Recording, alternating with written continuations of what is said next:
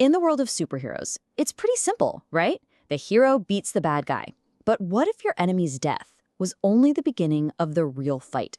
Today, we're jumping headfirst into the Batman Arkham video game series, a story that completely flips the script on the war between a hero and his nemesis.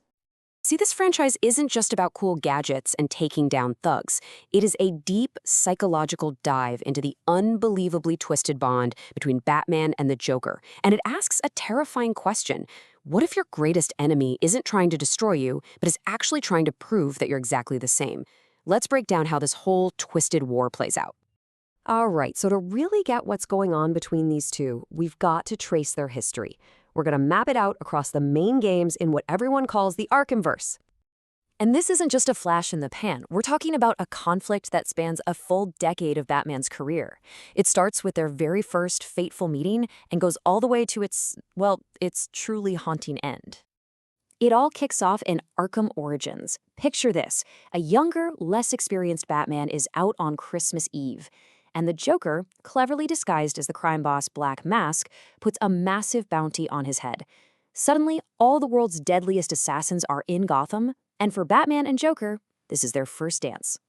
But here's where it gets really weird. After their first big fight, what does Batman do? He saves the Joker's life, because that's his code. And this just breaks the Joker's brain. Later, he tells a young Dr. Harleen Quinzel that meeting Batman felt like destiny. Right from the get-go, he didn't see a rivalry. He saw an unbreakable, symbiotic bond. Okay, let's fast forward 8 years to Arkham Asylum. The Joker decides to take their dance to a whole new level. He masterminds a complete takeover of Arkham Island, trapping Batman inside with all of his worst enemies. And believe me, this isn't just a riot. It is a perfectly crafted game of pure chaos. But you have to understand, this isn't random. There's a point to it all. Joker's big plan is to use this super steroid called Titan to create a monster army. His goal isn't just to win, it's to prove a point. He believes that deep down, everyone is a monster just waiting to be set free, and that our idea of order is just a joke. But then we get to the sequel, Arkham City.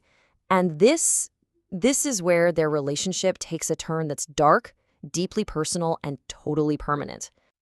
So remember that Titan formula the Joker used on himself? Well, turns out it's unstable, and now it's killing him. But his reaction isn't to beg for help or look for a cure. No, he decides if he's going down, he's taking Batman with him, linking their feats together in the most messed up way you can imagine.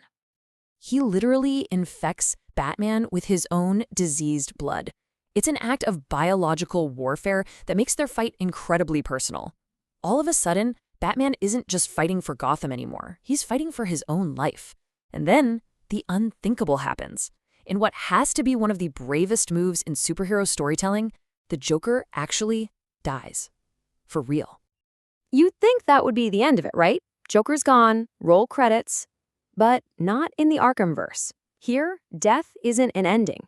It's just a change of venue for the war, from the streets of Gotham to the inside of Batman's own head. The story picks back up in Arkham Knight. Scarecrow has united all of Gotham's villains for one final massive attack on the city. But while all that's going on, Batman's real battle, it's much, much closer to home. His greatest enemy isn't out there anymore. Turns out, Scarecrow's fear toxin had a little reaction with the last traces of Joker's blood in Batman's system. And the result? His greatest enemy is now a psychological infection. A ghost, a hallucination, haunting his every move and whispering terrible things in his ear. And this is the absolute key to the whole series. This Joker hallucination isn't just a ghost.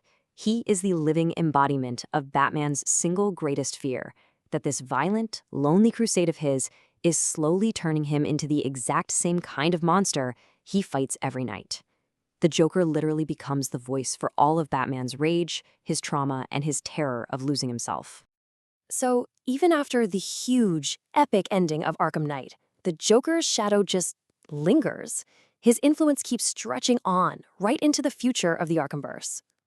Which brings us to Suicide Squad Kill the Justice League. We finally get to see what happened after Batman's apparent death at the end of the last game. And, of course, the Joker's story takes another wild turn. Now, the game is very clear. The Joker that we knew, the one who tormented Batman for a decade, is still dead. But they introduced the multiverse. So a completely new, alternate reality version of the Joker just waltzes into the story. It kind of proves a point, doesn't it? You can kill the man, but you can never kill the idea of the Joker. And oh yeah, there's one last little twist for you. That Batman the Suicide Squad killed?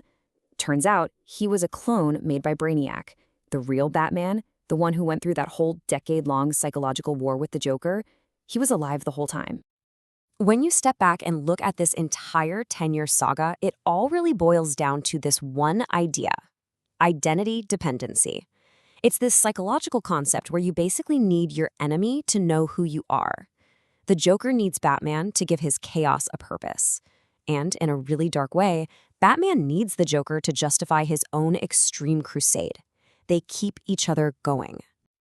So that brings us to the big question, right? Who really had the last laugh? Even after he died, the Joker managed to infect Batman's body, haunt his mind, and prove that their story would never, ever be over. You see, the Arkham Joker didn't just want Batman to lose. He wanted Batman to finally look in the mirror and realize they were never really that different to begin with.